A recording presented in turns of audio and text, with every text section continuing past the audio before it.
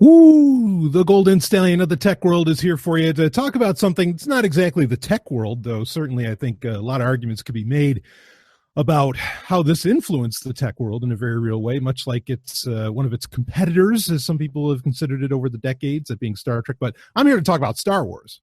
Don't misunderstand me. So what you're getting here is a little something extra, because originally normally I do a Star Wars update for patrons only, on Patreon. This is actually going to be a public video. I missed doing the one for July. I thought I did it and I didn't. So, and I think I was all set to, because a book came out, which I will be reviewing here among doing other things. A book came out that's Battlefront II, Inferno Squadron, which is a prequel novel to Battlefront 2, the game that's coming out, I believe, end of October or November. But I thought that I already got people in the live chat on the YouTube live chat saying Han shot first. Boy, that's a conversation to have, because I don't want to get lost in the weeds, but I'll just say this quickly before we get into the rest. But yeah, this is a preview. If you've never the Patreon content, if you haven't been involved in the live videos that I do and whatever else, this is a rare opportunity for you to see what this is all about and how the stallion performs live. So I'm going to give it to you. And yeah, Han shot first. I'll tell you, that is the singular thing that comes up in my mind as far as the special editions go for Star Wars that came out in 97 and had been updated all the way up to like 2007. That's like the one thing where shit, that sucked. Like, otherwise, all the changes made in the special editions, even in the Blu-ray versions, like where Vader, when he goes to pick up the Emperor and kill him, on the second Death Star, and now they added in where he says no. I actually like that. I think it makes sense, especially based off of, episode 3 coming off of that and whatever else. I mean, because now there's like an emotional connection between those moments of realizing kind of two lies that Emperor Palpatine, told Vader. So now I think it makes a lot of sense. It creates a verbal cue that was pretty brilliant on George Lucas's part to add that in. Though also, I'll admit right after that, of course, the song Yub Nub, right? Celebrate the Love that the Ewoks sing. I do miss that song. That song just puts an instantaneous smile on your face. The Ewoks do too. I love the Ewoks. I talk about that all the time. People are like, oh, they're it's the Care Bears are so stupid. Oh yeah, because the Care Bears like take Han Solo and roast him on an open fire. Right. Yeah, they're Care Bears, all right. No, there's a bunch of badass motherfuckers. Anyway, Sterner shot first too. No, he didn't. I prefer the despecialized editions. Those are great work. Visually, those are very stunning work. I imagine sooner or later, Disney's going to do something with that original trilogy, probably after 2021 or something like that, where they're going to do something similar to the despecialized editions, but that's just a theory of mine. So anyway, got a few people watching already, and I didn't even share this. So I don't know exactly how this works, if because I set it for public. Usually I set it for private or unlisted when I'm sharing it with just Sovereign Tech patrons, but if it's public, I think everybody that's subscribed to me gets like a little notification that drops down, say on their phone, or maybe they get a desktop notification of some kind that, Sovereign Tech is live, or Brian Sovereign is live. I think the channel is under Brian Sovereign, which is for a variety of reasons, because I do a whole lot more than Sovereign Tech. Of course, there's the entire Sovereign universe. And certainly the Sovereign universe has been heavily inspired. Every aspect of it has been heavily inspired by Star Wars. So it was, this is why I love to get to talk about it. And of course I tell people all the time, whenever a new Star Wars movie comes out, I always dedicate, Sovereign Tech, the show, it can be, it's fun, but it's serious as a heart attack. But I will, I'll dedicate an entire half of an episode. We only do one episode a week so far, though we're getting closer to that goal on Patreon. If you want to go to sovereigntech.com to sign up for Patreon, you can, and you can get this content on the regular. But, I only do it once a week, but I will give an entire half show to reviewing a new Star Wars movie. No problem at all. I'll do that in a second. So, that's how big a deal all this is. Got another one. Let's see. Ewoks rotisseried first. Yes, they did. They were eating human beings. Anyway, let's get into some of what I want to talk about here. There's a few things I'm going to get into. I want to do a review of the Battlefront II prequel book, and then I want to talk about a lot of the not so much the episode 8 news for The Last Jedi, but I want to talk about the episode 9 news, which there was a lot of it. I want to talk about some of the Han Solo movie news, speaking of Han Solo. Maybe we'll talk a little bit about comics, and we'll get into some other little subjects here and there. But let's do this. I was really impressed myself. So the new book, it just came out July 28th, and I think that's what I had in mind. Like I said, that there was supposed to be a July update. Usually I can listen to these books inside of, and I do listen to them on Audible. I always pre-order them. It's very exciting, for me to do, because like it kind of, pre-ordering stuff, even when it's digital content, it sort of makes me feel like, like the old days when you used to line up at GameStop, or when it used to be Electronics Boutique or something, you'd be there for like the midnight release of something, and it's just very exciting. And Audible, I think, releases things at like 3 p.m. Eastern, which I guess would be midnight Pacific time, which would make sense because, Amazon's based in the West, or, Western US there. So anyway, I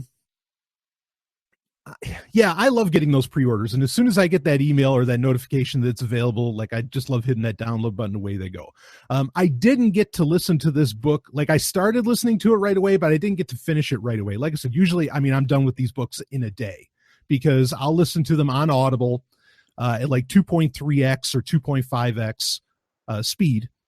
And and I'll be done with them. Even a full size, full novel like this, like Inferno Squadron, I'll be done with it, inside of 5 hours or so. And then I will, I'll go ahead and, do the review. So I'm reviewing it here. It took me a little bit to get to this one, but it was well worth it. Like, I wish I got to it sooner, because this is probably, Inferno Squadron is probably my second, it might be my second favorite book of the bunch that have come out. Second or third. It's pretty close. Second or third of the books that have come out as far as the new canon goes, since 2013 or 2014, maybe, is when the first novel was Heir to the Jedi, the Luke Skywalker story there that came out.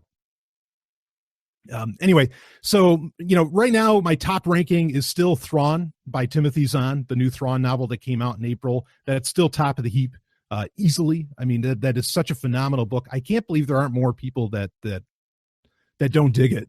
And I think they didn't get it. In fact, the Thrawn novel, I think, was so hot, and I don't know, maybe people just didn't get it, because now they're actually going to do, and this is kind of weird, they're going to do a comic book adaptation of the novel, which I don't exactly understand. My hope is, now, not that that's that weird, because and we're going to get back into Inferno Squadron, don't worry. Back in the 90s, when the original Thrawn trilogy came out, which is now Legends, it's not officially canon anymore. When the original Thrawn trilogy came out, Dark Horse did do a comic book adaptation of all 3 books, of the, Heir to the Empire, was it Dark Force Rising and The Last Command? I think those are the 3 books. I do 90% of the show I do from memory, folks. So if I got it a little off, anyway, they did do that. So, so it's not like unheard of to do that sort of thing. But part of the problem is that now there's not like a full hierarchy like there used to be in what used to be called the expanded universe of Star Wars. But there's a little bit of a hierarchy now as far as how, what parts of Star Wars are considered canon. Technically, almost everything, except for, unless you're talking about like the Freemaker Adventures or something like that, technically almost everything that comes out for Star Wars is considered canon. Okay, whether it's a book, a comic book, if a video game has like a single player story to it, like the Battlefront II single player is a canon story, which is really exciting. If it's supposedly, and there's been some talk about this, because there's that, I don't think it's Edge of the Empire, or it's Galaxy's Edge, which is this kind of virtual reality attraction that's going to be set up in Disney. I think by the end of the year, it's going to be happening pretty quick. With virtual reality, you can roll out that fast, as compared to doing the entire park that has to come out in 2019, or maybe it's something Edge of the Empire, something like that. Anyway, whatever. I might be getting that confused with one of Fantasy Flight's flight games, one of their little, one of their role-playing game things. Anyway, so all those things are considered canon. Now, someone just asked, what does canon mean? Canon means that and it's a phrase used, and I know some people take issue with this, and I completely understand. Canon is the notion that, like, it's like in Catholicism. Okay, there are books, there are saints, there are people that are canonized, meaning that they are part of the official faith. So it's kind of a religious term, which is honestly fine for Star Wars now anyway, certainly since Disney has owned it. Where canon means that what happens in it is just as legitimate as what happened in, say, if you watched Return of the Jedi, The Empire Strikes Back, or, A New Hope, or Episode 1, or anything like that. That's what canon means.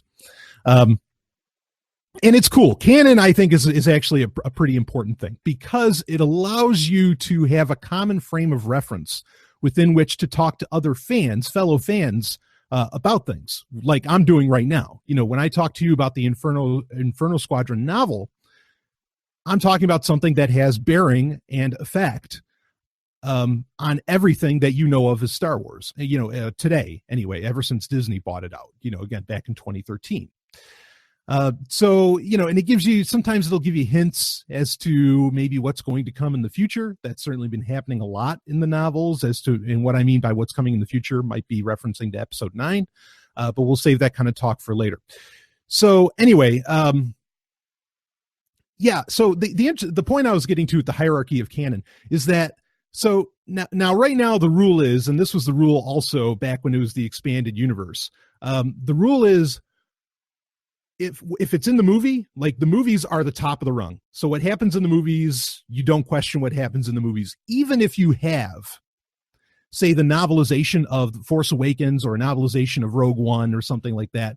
If anything in the novelization or in the comic books, say, adaptations of those, kind of stand in contrast or are different from what's in the movie takes precedence. What happens in the movie is really the big deal. And they said, good explanation. Thanks. Yeah, no problem.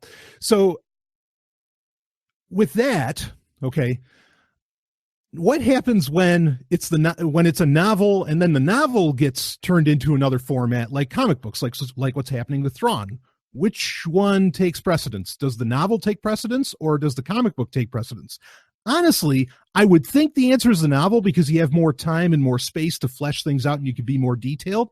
But I wouldn't be surprised if Lucasfilm comes out, and they're the ultimate deciders of this, if Lucasfilm comes out and says, no, the comic book is actually the more canon work. Because the comic book would be the one that more people could easily digest and disseminate, and it's more easy to disseminate, I guess. So, we'll see how that ends up, how that shapes up. I'm sure that question is going to come up. The best thing I think that could happen with the comic book is to do what the excellent Rogue One comic book adaptation is doing, which is the adaptation of the movie Rogue One, where it's actually giving you deleted scenes. It's giving you a little something extra. It's not just 1-to-1. Okay, where you're just like, because that's what happened with The Force Awakens, and the comic book adaptation was fucking pointless, because just watch the movie. Like, why the hell would you read the comic book, especially when the comic book came well after the movie came out? Like, it was stupid. It was a waste of ink. So we'll see how that all happens, but I kind of hope that there's a little something extra, and maybe a little something extra at the end of what happened with Thrawn, a little more explanation of what's going on with the Chiss Navy and all this. But maybe we'll talk about that later when we get into episode 9 news. So anyway, like I was saying with, with my favorite books, Thrawn is at the top of the list. That's how we got into that huge side tangent. Under that would be, this is where it gets debatable, but ironically, they're both written by the same person. I would put either Dark Disciple, which is written by Christy Golden, or I would put now Inferno Squadron, which is also written by Christy Golden. So either one, and I think the reason that I initially want to say Inferno Squadron may be the better book of those two, and those two are kind of related. We'll explain that in a minute. Is because, and this is something else I want to extrapolate more on, is that particularly with the audiobook, which again is the way that I experience this, and it is the way that I recommend experiencing Star Wars novels if you can. Not all of them have audiobooks. Most of them do, like 99% of them do. Because you get a few things.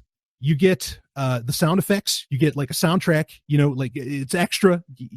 Even though I'm sure everybody that's a Star Wars fan can hear all that in their head when they're reading these books, right?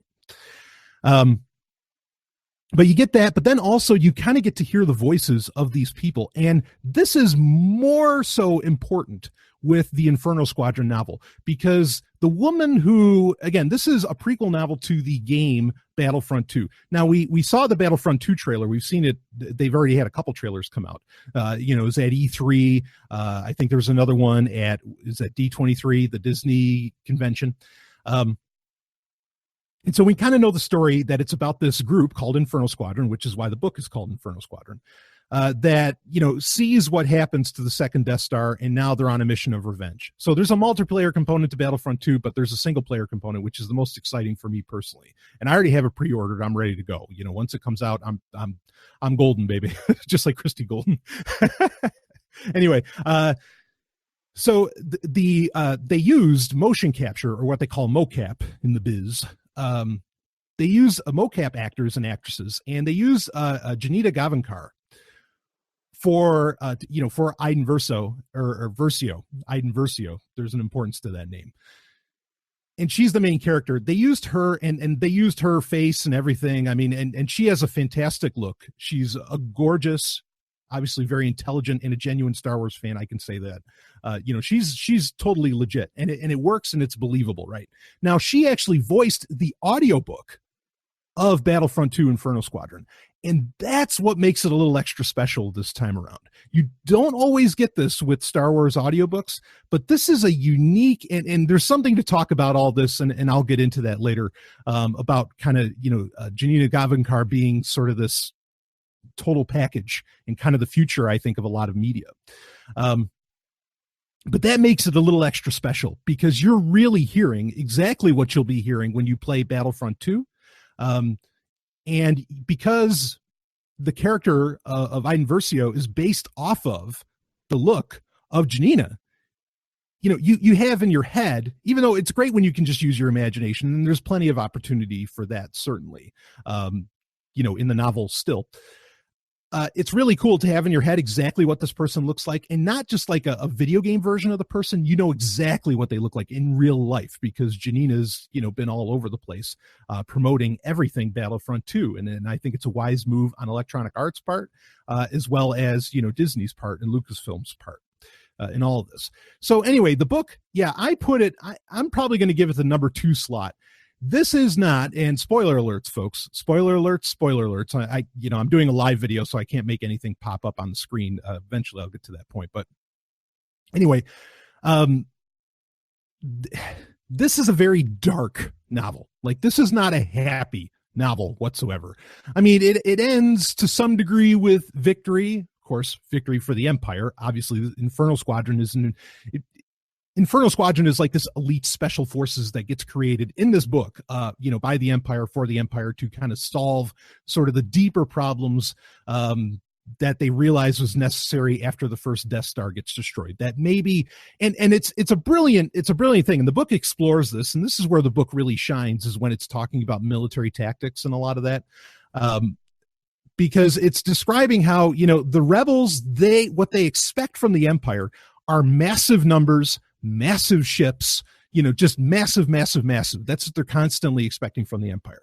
And so Inferno Squadron gets made to be like this special, almost like a SEAL team, if there was an earthly, kind of example of it, almost like a SEAL team that can, that they don't expect. They don't expect such an individualistic, low number, specialized approach from the Empire, because that's just not how the Empire is operated. And it's not largely how the Old Republic operated, even though I know about ARC troopers and all that, with the clone army and everything.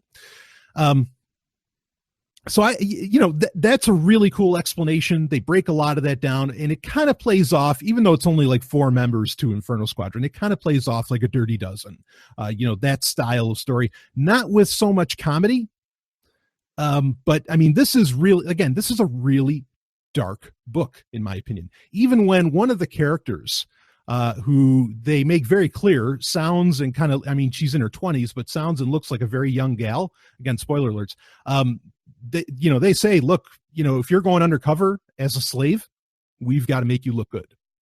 And she comes out and says, look, I know how I need to make it look. I mean, so, she gets, I mean, the book doesn't describe it in too much detail of what exactly happens, but what's implied is that she gets beaten and bruised by, and it all has to look legitimate, and she gets scarred and everything. I mean, like, it's really crazy. It's not like in Star Trek where usually if they go to a planet or if they need to make it look like somebody was like a Starfleet officer was a prisoner and they're going undercover, how they would put some kind of like makeup effect on them or something. Dr. Crusher would wave a wand, whatever, and there would be suddenly, oh, they have a bruise, No, this is serious. So that lends itself pretty, I mean, it's very different for Star Wars to get to this level of dark. What's nice about that is that it plays off of, because where this book starts is before A New Hope. So it plays off of Rogue One very nicely. In fact, that's certainly a point, kind of the connections to Rogue One we'll bring up in this. So yeah, it's an undercover story. Inferno Squadron gets to do some of the things that you would expect an elite group to be able to do. Sniping, a lot of this other stuff. But you don't really get to see them fully in action, which that's maybe the only negative that I have of the book. I don't really have any negatives other than that, is that it would have been cool to really see Inferno Squadron like in genuine action, doing all this stuff. I love Imperial stories ever since, and I don't know what started this, but like when I played Star Wars TIE Fighter back in, this would have been like 90, was that 94? Like this was a game. This is a flight sim. It was a sequel to the very popular and really groundbreaking, in my opinion, game X-Wing. And in TIE Fighter, you actually play as the Empire, and you think you're one of the good guys. And like there's side stories. There's points where you can like work with like these cloaked figures and become part of a secret order and everything. And I don't know, me at the time, I guess I was like 13 or so, 13, 14. Like I thought that was cool as shit, and I became an Imperial fan. Right from there, I was like, oh yeah, hell yeah, for the Empire, let's do this. And so I enjoy these kinds of stories where it's a very Imperial thing. I mean, and then of course you have Thrawn, at the same time, not long after that, because the first Thrawn book came out in 91, and I remember reading the Thrawn book when I was in like third grade. And I was just like, wow, Grand Admiral Thrawn's the coolest character ever, screw Luke Skywalker. I mean, I still love Luke Skywalker, but you get my point. So yeah, I've always had a special place in my heart for the Imperials, and so this book delivers on all that. You get a nice look into kind of the Imperial mindset, and you find out a lot of things. Like you find out, again, spoiler alerts, you find out that the Empire, like what happened in Rogue One, what the Empire did to Jeddah, where they did a test fire and they destroyed the city of Jeddah with the first Death Star. You find out that they actually kept that quiet, and they said it was a mining accident. They like the larger galaxy had no idea that the Death Star at that time even existed, or that it was that it was being tested, and that it's what destroyed Jeddah. So that's kind of interesting. You get little hints of all that. There's definitely some explanation of what's the situation surrounding the first Death Star, from the first time it gets tested to when it gets destroyed. Because the character of Iden Versio, you find out, she survives. She's one of the TIE fighter pilots for the Death Star that are like going after the X-Wing pilots. In fact, it seems to be pretty clear that that Iden Versio is the TIE pilot that kills that kills Biggs Darklighter. And I think that's going to be really, really interesting, because we know in the game Battlefront II, in the single player storyline, that she's going to be going after Luke Skywalker, because she knows that he did the dirty business, as far as destroying, the claim that he killed the Emperor, he destroyed the second Death Star, blah, blah, blah. And this is going to be interesting, because I can picture a scenario where Luke Skywalker finds out she killed Biggs Darklighter, and he could like really, snap, as far as, maybe going to the dark side a little bit more or something like that. Like that could be a really fucking cool moment if they're going to run with that. I don't know, but the single player story for Battlefront 2 could have a really great reward with that moment. So I'm kind of expecting that, to be a thing. So yeah, Imperials, someone just said TIE Fighter Epic Days, Imperials +1, may the Sith be with you. Hell yeah. I love the Sith. You know, they're all about passion and, well, anyway, there's something to be said about gray Jedis, but maybe we'll get into that a little bit later. So now with the rest of the book, like I said, it does kind of tie into it. It is playing around the time of A New Hope, which ties it to some degree with Christie Golden's other excellent book. And again, one that I either put in the, well, for right now, I'm just going to say it's in the number 3 slot, that being Dark Disciple, which was all about Asajj Ventress, what happened with her, as well as the character of Quinlan Vos. But there's a character she introduces in that I think is awesome. Very sexy, very cool character. It's a pirate character. It's a pirate captain, and it's a woman. She's a Pantoran woman. Lassa Rame, I think is how you pronounce the name. I know, I was just listening to the audiobook and I can't remember how to pronounce the name.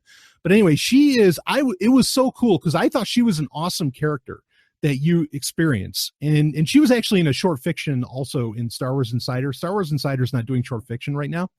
But they do little short fiction in their magazine, which, by the way, if you read the Sovereign Tech newsletter, one of my inspirations for doing short fiction in the Sovereign Tech newsletter that has to do with the Sovereign Universe was because that's what Star Wars has been doing for some time, where they put little short fiction stories in their magazine that's all about news and very real things, but you get that hint of fiction that's canon. And so I was like, oh yeah, I want to do that. Anyway, so this character existed in, I forget which story it was that she was first introduced in an issue of Star Wars Insider. But Captain Rame or whatever, the Bloodbone Order is what her group is called. Really cool pirate character. I mean, you know, really, she has like purple hair, blue skin, gold eyes. I mean, you know, hot, right? As far as, you know, literary fictional characters go. Someone says, I hope Luke goes gray. Yeah, and then, you know, if he goes gay, it's not going to happen, but that'd be all right too. Anyway, so that character makes a return in this, a brief return, and that was really cool to have Lassa Rame in it, because I think that's kind of the pirate factions of Star Wars are something that can be endlessly explored. That's something else that there's a lot of in this book, because it's very much a sequel to Rogue One, which I'm enjoying, because in the last Star Wars update that I did, I said there's so much more to Rogue One than the movie. To really get the movie, you need to experience kind of everything. You can add Inferno Squadron, you know, not so much the game Battlefront 2, but the book Battlefront 2 Inferno Squadron. You can add that to being a sequel to Rogue One directly, because there's so much involved in it. Jyn Erso gets mentioned, you know, in it, because a lot of the undercover work that Inferno Squadron's doing in this book is to infiltrate what remains of the partisans of Saw Gerrera's rebels, that, you know, his faction that gets away. Of course, then they create like this new faction called the Dreamers, and that's sort of what you find out here, is that, and I understand why they're doing this, is there's just a ton of splinter groups that come out of all different areas of the Rebel Alliance, be it Saw Gerrera or something else.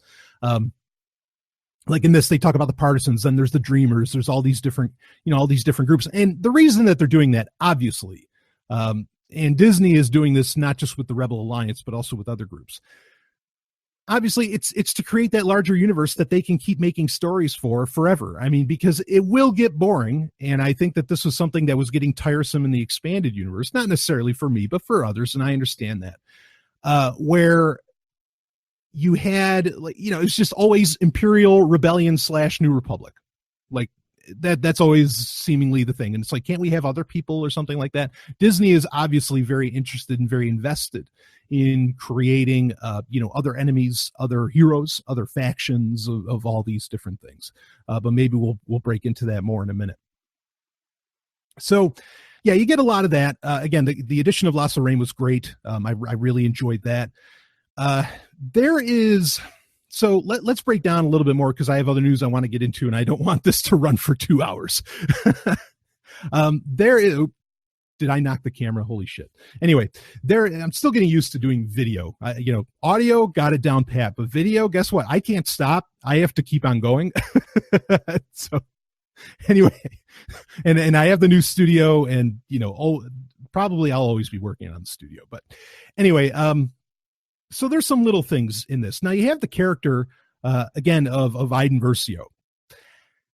I really feel like there's something in that name, because it almost sounds like Jyn Erso, and I sort of feel like Iden Versio is like the Imperial version, like she's the reverse. You get it, Versio? She's sort of the reverse of Jyn Erso. In fact, there's a point. It's one of the best lines in the book. Like I said, this book is really awesome. I mean, anytime a novel has like really great quotes in it, which a lot of novels don't, believe it or not. And I don't just mean Star Wars. I mean across the board. Anytime a novel has a genuinely great quote, that's something really special, especially one that'll stick out in your mind. And one that stuck out in my mind for me, it's towards the end. But Iden says, you say rebellions are built on hope. She says, you're wrong. Rebellions are built on hate, and you know it. And I was like, oh man, that's a badass line. Like I thought that was so cool, to hear that. And I get it. Like, I really understand. And I think there's truth in her statement. Rebellions aren't really built on hope. They generally are built on some kind of, notions of revenge or things like this, literary, in real life or in fiction. So I thought that was cool, but I think that's just a piece of the puzzle where you're getting the sense that the purpose of Iden Versio is to create, kind of what Jyn Erso was to be for the rebels, for the rebellion. Maybe I think we're going to see in the game of Battlefront 2 where Iden Versio is definitely carrying the torch of the Imperials, and will maybe help bring on some victory for the Imperials, just like Jyn Erso, helped bring on kind of the first major victory and in many ways made legitimate the Rebel Alliance during the time of Rogue One. So yeah, there's something to that. I really, really, really feel that like that name, I think there's some cleverness to because it's too close. Jyn Erso, Iden Versio. Yeah, I think there's a connection. So now the person who plays Iden Versio, like I said, Janita Gavankar, she is something else. Like her job reading the audiobook, obviously Christy Golden's work speaks for itself. I mean, she's just one of the best authors out there, especially when doing franchise work. She's done a lot of franchise work where she's written for other franchises besides Star Wars. And in my opinion, it's all rock solid. So Iden Versio, there you go. I'm confusing myself. Her playing Iden Versio and then her voice doing the voice work for the audiobook. Now, granted, I know a thing or two about audiobooks being done. Of course, I'm in love with an audiobook narrator, that being the lovely and hyper-intelligent Dr. Stephanie Murphy. If you want to hire her, go to smvoice.info. She, Stephanie she's great at sort of working on her own and everything with whatever she happens to do. And she kind of follows her own direction. And I think that's the bulk of the way most audiobook narrators work. Granted, when you're dealing with something as big a deal as Star Wars, I'm sure that Janina has a director. Like there's a director in the room with her saying, "Oh no, say it like this, say it like this," and it shows. But she, regardless of whether it's a director or how that all shaped up, it was phenomenal work. Like it was just such a cool.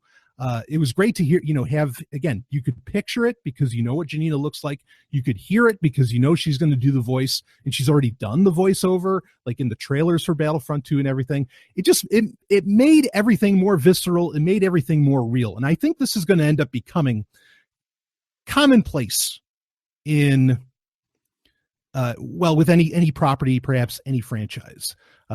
For example, it's even happening with older franchises like the X-Files, where, Audible had those cold case files, right? That came out in July as well, where, David Duchovny, he lent his voice, Gillian Anderson lent her voice, to their respective characters. And that helps it become all the more real and exciting. In fact, I don't even think they released a novel, of those. They just said, no, we're going to do straight audio drama. So this kind of multimedia approach, which I also do with Sovereign Tech and was doing, I've been doing it for a long time now. I really see that as the future. So what I think is interesting about it is that, to pass off whatever media you create, obviously it's easy for Disney because they can spare no expense on the people that they get. But just speaking maybe entrepreneurially, if you want to kind of copy the success, maybe you have your own science fiction, or fantasy franchise or whatever that you're or space opera that you're shooting for. I think it's helpful if your characters, if everything you write, if you can actually deliver the goods, like if you can almost bring it to reality. In fact, I'm reminded of, speaking of Disney, I'm not saying that Disney didn't know how to do this or that they didn't have this idea already. In fact, very much they did. There's one of my favorite Disney movies, live action, from, I think it's from the 70s, was a Condor Man. Very influential film to me. Okay. I can't begin to, someday I'll do a review of that movie, because I can't begin to tell you how influential that film is on me. In fact, if you ever wonder where the character name for Natalia comes from, well, Condor Man. Anyway, and you'll get it. So, but the movie Condor Man is about this comic book artist who he creates this character called Condor Man that's very famous. He won't have Condor Man do anything in the comic books that can't be done in real life. So this artist whose name is Woody, he creates like this flying suit and like all this other stuff. And, because again, his feeling is that what really gets readers and what really gets people engrossed in his stories, in the Condor Man stories, again, this is a fictional movie, but he says what it is that it's real, that people know that what happens in the comic books could actually happen. And I think that using Janita Gavankar across the board with this and having her be out front as a marketing machine, just her herself, be it when she was at, presenting at E3 or whatever. I think that touches on that, on that ability. And I think that's really clever. And I think that's really fucking badass, for them to do that. Somebody's mentioned about Condor Man, I'm guessing, said, I love that movie when I was little. Well, it's still great. So, but I'm glad I'm not the only one that ever saw it. Yeah, I absolutely love that movie. In fact, even the soundtrack, I wish somebody would release the soundtrack for Condor Man because that had an awesome theme to it. So cool. Anyway, so I think that they're hitting on that. And that's that. In a world where you can't believe what you're seeing at any given moment, I think that gives people a really good grounding in reality and gives something a little extra punch. In fact, I talked about this on a recent Patreon Wednesday Q&A. We do Wednesday Q&As every week on Patreon where I answer the questions that get sent in to me, whatever they are. But we talked about it briefly where I went and saw Paige Peterson, who does the voice work for and who is the basis, physically for the character of Pixel. Okay, in the Sovereign Tech universe, in the Sovereign universe. When I saw her, I went to go see her in a Brazilian jiu-jitsu tournament. She was in the tournament, the real deal. She was awesome. Okay. It was so cool that wow, no, you know what? Pixel in real life is really badass. And I thought that was so great. And I promoted the hell out of it because I was like, this is so cool. It's the Sovereign universe kind of coming to life in a way. I think that's kind of a future direction that any media, any kind of creative work that you're going for really should try and take. Doesn't have to. It can be huge without it. Andy Weir certainly isn't anything like The Martian, right? But when that's with no offense, I mean that with no offense. But yeah, I think that kind of, to make things more legitimate is your differentiator today in a world where there's just so much fucking content, on the internet and whatever else. So anyway, they have a winner. In fact, I'd love it if Janita Gavankar would be in an actual movie at some point. She could totally deliver. She's got the acting chops. She has the amazing look. And Iden Versio is already probably, in just with the book alone, is in my top 5 of characters, as far as Star Wars characters. Like that's the other thing. That's the other takeaway from this is that, Iden Versio, she is so cool. I mean, she's really taken a top spot very quickly, and I can imagine the storyline in Battlefront 2 is going to even go, will be even more so. So let's talk a little bit about that. What might be the storyline with Battlefront 2? We don't have a whole ton of details, but this notion of trying to keep the Empire alive and all that, you kind of get hints of this in Chuck Wendig's, Aftermath trilogy. There's a lot of talk of that. You never hear of Iden Versio in any of those conversations, but it's kind of there.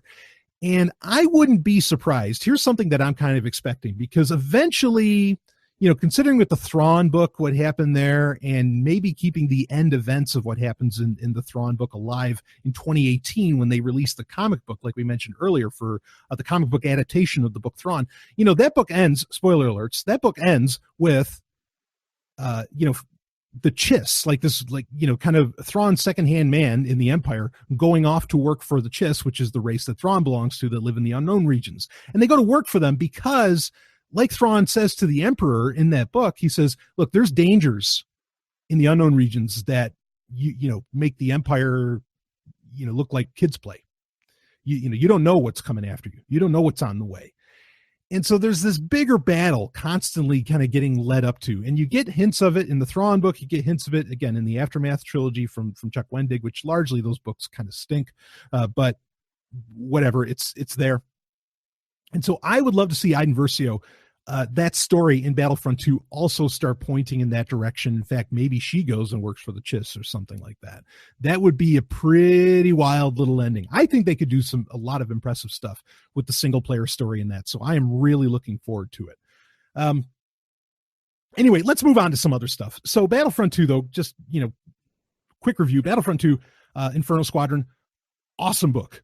Really dark, very different from the rest of the Star Wars universe. In fact, it's kind of the level of darkness that I was expecting Rogue One to be, but Rogue One wasn't. So because of all we know, because, Ben Mendelsohn, or was it, Mendelsohn that said it? Yeah. I mean, he was saying that, look, there's like 4 different cuts of this film. He said there's all these scenes, there's different ways that they were done. There's whole pieces of dialogue missing. We know there's very different versions of the movie Rogue One out there. And that kind of leads into what I want to talk about next. Because with episode 9, we found out, so we're getting away from Battlefront 2, Inferno Squadron talk. Again, awesome novel. Has a great tone for Star Wars and has a lot of interesting aspects. Not a whole lot that necessarily adds to the Star Wars universe. I mean, it's nice that the Kage Warriors are back and everything in it from the Clone Wars. But it fleshes out that time frame a lot more, which I thought was a nice touch. So very enjoyable book. And Christy Golden, of course, is phenomenal. And listening to the audiobook in particular, like I said, with Janina Gavankar delivering on that, she delivers. She is solid as a rock. It's so good. Okay, so episode 9, news came out that they brought in another writer.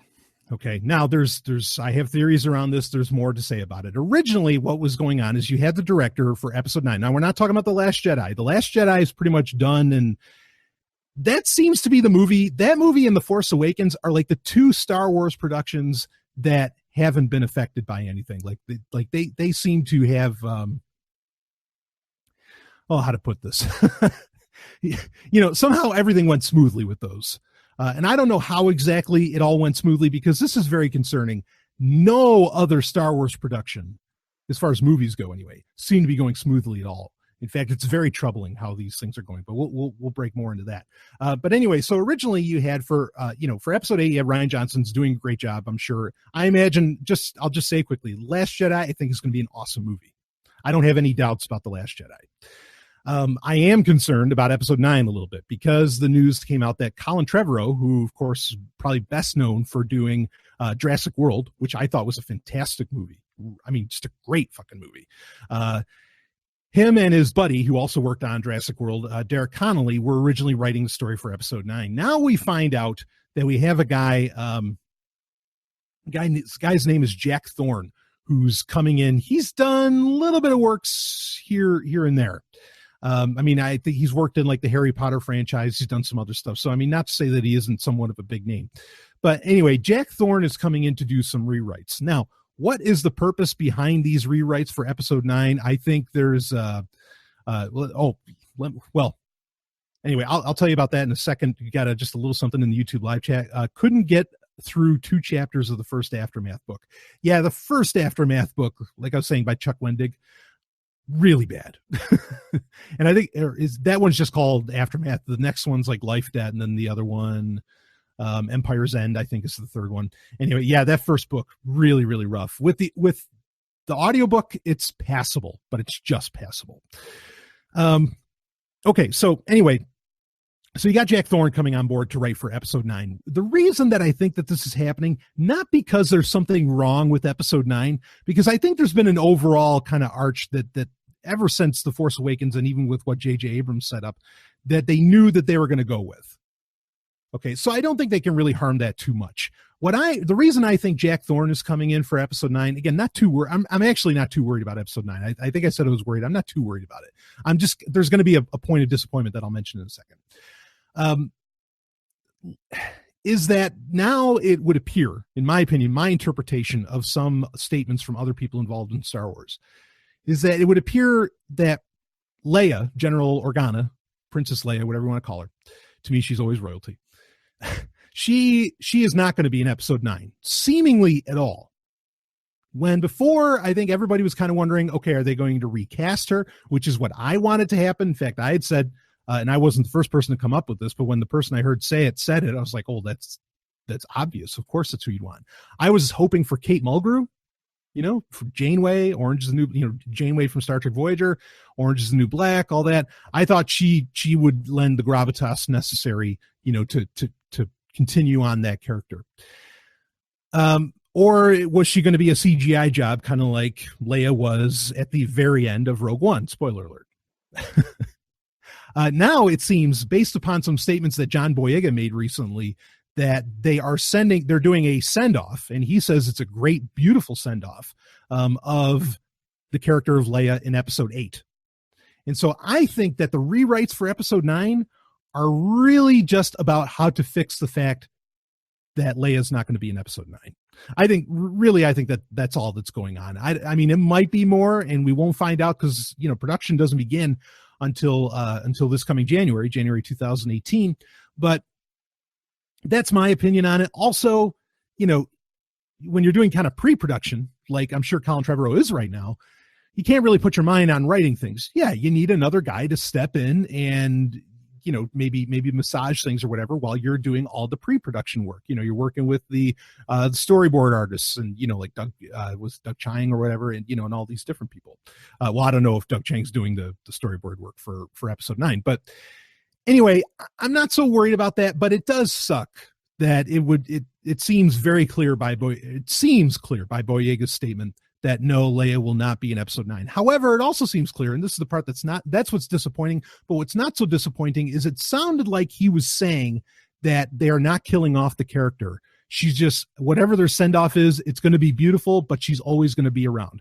And I hope, when I first read it, I didn't interpret it this way, but some have. I hope it doesn't mean that it's just going to be some kind of Force ghost. I have no interest if she's just going to be a Force ghost. I mean, that's fine and would certainly make it easier to create her in CGI, and maybe then she could still be in episode 9, but yeah, I don't know. So I think that change is happening, and if there's been any, reshoots, the infamous reshoots, maybe, if there's any for episode 8, they've probably been based around that. And like I said, in the last Star Wars update that I did for Sovereign Tech patrons, you had, you're having in the Poe Dameron series, it's being made clear that Leia, General Organa, is setting up Poe Dameron to be the replacement. Like, I mean, it's almost explicit, to be the replacement for her when she goes, that he will be the head of the Resistance in that case, which, because in that time frame, it's the Resistance, not the Rebellion. So yeah, that's what I think is happening with episode 9. That's my interpretation of it, is it's just to fix the Leia thing, somehow. And I get it. Like, yeah, I mean, it's so sad. It's still so sad what happened with Carrie Fisher, the other thing too, or the other part that I think he might actually be doing, and this kind of gets into, with Inferno Squadron, where you have this attempt to kind of keep the Empire going, by Iden Versio, Janina Gavankar's character. I think that maybe there is going to be in episode 9 and maybe parts of episode 8, I don't know, but this threat that Thrawn talks about and that gets talked about in the Aftermath trilogy that's coming from the unknown regions, that the Empire is actually going to be a faction, not the First Order, But the actual Empire, and maybe the Chiss somehow, because there was that synergy that you seem to understand, or that connection that you seem to understand from the Thrawn book, that the Empire will kind of come back. And that could be really cool, if that happens. And so in episode 9, like, you're going to have the Resistance and the Empire versus whatever this, unknown threat is, which the unknown threat might be kind of what's behind the scenes. It'd be like Snoke's, it'd be like, Supreme Leader Snoke. They'd be what's behind the First Order, and that the First Order isn't necessarily the Empire kind of resurgent. I don't know, a lot of guesswork there on my part, but I could see where you would bring in now. I mean, this is kind of a minor point, but Jack Thorne's a British guy that's the guy who's coming in for the rewrites of episode 9. Maybe Colin Trevorrow isn't doing the best job of like laying out that kind of that Imperial style, which is a very British style. Not necessarily, I don't think that was intentional at first in Star Wars, but it ends up becoming one, right? Because it was, the first Star Wars film was filmed in Britain. And so a lot of the extras, a lot of the actors were British. So maybe he's bringing in that British flair as well. Like, it takes a Brit to write a Brit. Does that make sense? I could really see that kind of, being a part of that. So yeah, so episode 9, again, I'm not too worried about it. I think there might be very good reasons why this Jack Thorne guy is coming in. It probably has to do with Leia, may have to do with the Imperials. And I think that'd be a cool storyline if the Galactic Empire, comes back and you find out that the First Order isn't even the Galactic Empire. I mean, we'll see. So other news, let's, and then we're running long. I'm probably going about an hour here. So other news, there is a composer finally announced for the Han Solo movie, which is another movie that, these side movies, this is where I get worried. I'll talk about it in a second, but let's talk about the composer.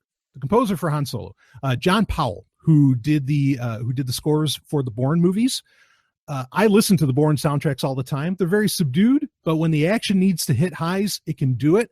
I think he's a fine choice. I love John Powell's work, what he's put out there and what I've listened to. So no problem there. I think that, it's not, it's not Michael Giacchino, and it's intriguing that he wasn't being offered this. But also I think John Powell did the scores for How to Train Your Dragon. So maybe they wanted somebody that could do like more of a lighthearted score, because if the Han Solo movie is a lighthearted, little more comedic film, then yeah, that makes sense. But I have no problem with that news. John Powell, doing it, like I said, if you listen to his Bourne soundtracks, phenomenal. Really gives a lot of weight to, because, in the Bourne movies, like Matt Damon usually doesn't say a whole lot. So you have to let the music kind of compose, or, kind of guide you as to what, and of course, Matt Damon's demeanor, as Jason Bourne in those movies, but you got to let those things guide you as to what's going on. And so, yeah, John Powell, plenty of talent, not worried about him being that at all. But I am worried about the Han Solo movie in general. I am worried about kind of this, and I hinted at this recently. Maybe it was in a Patreon episode. I'm a little worried about the Star Wars saga overall, in a lot of ways, because I feel like they are Disney and Lucas, which owns Lucasfilm. They're so scared to do anything less than, $1 billion releases as far as movies go. That they're being too cautious. Like, they're being so cautious to make sure it can appeal to as many fucking people as possible. And this is a problem in Hollywood in general. It's not just Star Wars. Yeah, we're going to lose something special. We're going to lose that. I know people don't like the prequels or whatever, but there was kind of a one voice, which is what you want. There was a one voice, even though, everybody was playing yes men to Lucas, and maybe they shouldn't have been so much yes men. Maybe he should have listened to Spielberg a little bit more, who, certainly had some questions about some of his, cinematic choices with the prequels and all that. But I think it's starting to look a little strange, like a little weird, that they're just, now it feels like they're being too cautious now. I don't think the episode 9 news necessarily has to do with that, but certainly all of these side stories. Yeah, I think they're kind of dropping the ball on these. And I know a lot of people are talking about how there's going to be an Obi-Wan Kenobi movie that'll come out soon. They better announce those things fast. They need to start announcing more shit coming out. because the bad news around Rogue One, around Han Solo, Carrie Fisher dying, a lot of these other things. I mean, I think you're going to start eventually, whether the populace, whether the people listen to all of that, or pay attention to that news very deeply. Eventually, there's just going to be like this kind of ethereal narrative out there that Star Wars productions are in serious trouble, and eventually that's going to affect ticket sales. So they got to be really careful. Very, very careful. I've heard some great justifications for kind of the troubles and bringing in why they brought in Ron Howard and everything for the Han Solo movie, because there wasn't enough respect being paid to Lawrence Kasdan and all that. I really understand that, and I hope that that's the truth, but it just looks bad. And eventually this is going to become, the negativity around the production of these things is going to become way too pervasive. And so they've got to be careful of being too careful. Lucasfilm, in my opinion. But obviously I'll be lined up no matter what news comes out. I am going to line up for any one of these movies at any time. Doesn't matter what they announce that the movie is. It could be a movie about the Porgs. You see those guys, those little creatures that are going to be in The Last Jedi. They're kind of the new Ewoks, the Porgs, even though you're probably only going to see them for a fucking second, but because they're so cute and they make such a great marketing machine, of course, Disney's, playing them up to the hilt. But I mean, they could make a Porg film. And I'd go see that certainly well before I'd go see the fucking Emoji movie, that pile of shit. Yeah, let's see. So in the YouTube live chat, it says everything seems like it's being run by committee, which is ironic, right? Because what would Princess Leia say? I'm not a committee. But yeah, everything does seem to be run by committee, and that's a problem. When you're crafting a universe like this, and I can say, not that I have the success of the Star Wars universe or anything fucking remotely that looks like success. Okay. But with the Sovereign universe, like, I like to hear from people and get their thoughts on everything. But at the end of the day, you really do need the person that says, no, this is how we're going to do it. You really kind of need that one voice when it comes to the creative process. And I'm worried that, yeah, it does sound like everything's being done by committee, and there's a lot of heads, a lot of fingers in the pies, and it's trapping everything up. It's really becoming, a very serious problem. In fact, but like I said, it's not just Star Wars. This is happening across the board. Already people are talking about like the Dark Tower movie, which should have been like an instantaneous hit and an easy make. Apparently this is not that great of a movie. And a lot of people are already blaming it on the fact that there was like 3 parties that had veto power in what happens in the film. Okay. That's a problem. You really, really, really, you need that one voice there kind of taking care of business. And so it says in the YouTube live chat, how much is the Unicode cartel paying you to bash the Emoji movie? They're paying, it's crazy. Everything you see here was funded by the Unicode cartel. I give the Emoji movie a 100 emoji out of 10. That's said in YouTube live chat. Oh man. Some things, you're never going to watch. You're never going to even take the time. That's like, wasn't there an Angry Birds movie? Did that come out? I don't even care. So anyway, yeah, we can start wrapping things up here. But overall, I'm very excited. The comic books have been pretty good as late. Like I said, the Rogue One adaptation I thought was really cool.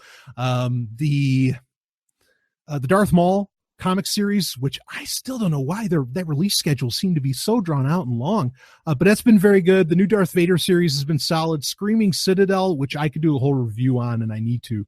Maybe I'll do that for the second Star Wars update that'll be coming out, on Patreon. That was awesum. That was kind of like Battlefront II Inferno Squadron, where it was really blazing kind of a new tone and some new ground in Star Wars.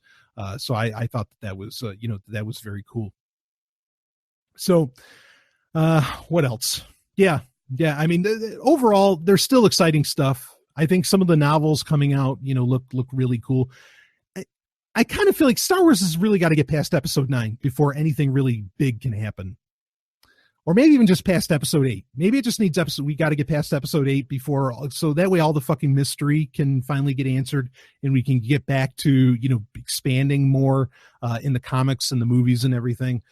Because eventually, for those of us like myself who reads everything, pretty much the instant it comes out, be it the comic books, the books, whatever, that goes to the movie's opening day, that, buys all the games, that, that does all, you've got to give those people some kind of fucking payoff. You have to pay, you've got to pay the teas. You got to give them a reason for why all this is here. And I kind of feel like that payoff may not really come until episode 9, because like if you consider, kind of like what we talked about the Aftermath trilogy, if that was supposed to be the fucking payoff for between Return of the Jedi to The Force Awakens, because he had that journey to The Force Awakens, that's a shitty ass payoff, Disney. I mean, you fucked up. Like that was really, really bad. But now, we're already in the road and the books are starting to come out, which now they're doing the journey to The Last Jedi. You got to do a better job of giving us a payoff with that, which I think they're starting to, because actually that's just the last thing that I'll mention before I wrap things up here. They have 2 books coming out. I think they're both coming out September 1st. I have both pre-ordered, of course, on Audible. And actually kind of important to do that pre-order, because I know a lot of people like to torrent these things, and certainly I can understand the argument for torrenting because, to get past the DRM, especially if you buy the books or the audiobooks or whatever already. I've noted I haven't seen on the torrents, and let's say I heard that through a third party. I haven't seen that Inferno, that Battlefront II Inferno Squadron is really available either as an audiobook or otherwise. So, and it's been over a week, I think, since it came out. So yeah, doing that pre-order, getting that Audible, book. I mean, that's great. But this will be kind of new ground in that it's 2 books coming out on the same day, September 1st, 2 full books. And normally it's only been like a book a month. So I'm a little concerned about that, but maybe there's just that much story to tell before December that they couldn't wait, we have to release these 2 books right away. The one book one of them is a Princess Leia story, and that's being written by Claudia Gray, who wrote the phenomenal, two of the best books of the entire new Star Wars canon, that being she wrote Lost Stars, which was a surprise hit. And that was part of the journey to The Force Awakens.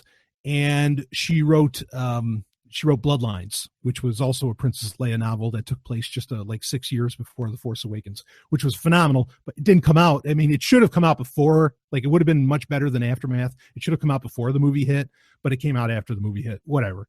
But anyway, Claudia Gray will be doing a book. It's just called Leia, Princess of Alderaan. Looking forward to that. And then there's going to be a book by Delilah S. Dawson, which is about Phasma, about the character of Captain Phasma, which some people, myself included, felt we didn't get enough of in The Force Awakens. So that'll be cool to have. And I think this is going to end up being an in-between story, or maybe it'll be the comic book that's the in-between story, where it explains what exactly happens between The Force Awakens and The Last Jedi, because we know she survives. How does she survive and all that? So both of those will be coming out September 1st. I'll probably... Leia is in many ways kind of my top character. It's always a toss-up between her and Thrawn. I'll probably, listen to the Leia book first, and then I will listen to the Phasma book after that. And then I'll do a Star Wars update in September covering both of those. And I'll do a review just like I'm doing now. So anyway, a lot of exciting stuff happening still. Like I said, regardless of the concerns around the productions of a lot of these movies, again, I'm still disappointed over Rogue One, because I really think that Rogue One was a good movie for Star Wars. When just because it's a Star Wars movie, it's automatically great. Okay. I mean, in reality, but within the Star Wars saga, it's a good movie, not so much like the greatest. Okay. But I think there was the potential, and I talked about this on Star Wars updates in the past, that it could have been the greatest Star Wars movie. But somebody, the committee, the bean counters, whatever, I think they fucked with things. So yeah, I'm a little worried about that. But overall, a lot of what's going on in the Star Wars universe, especially in other areas outside of the movies, there's some fairly cool stuff happening, if not downright exciting. So anyway, that's it for this. Let's see. Audiobook is on worldwide torrents. I didn't see it. Okay. Or a little bird didn't see it. Okay. Well, maybe it's there. Yeah. Someone told them that. Good. I'm glad. Boy, I shouldn't even say that. Whatever. I said it. There it is. Yay, torrenting. Anyway, and yay, Star Wars, of course.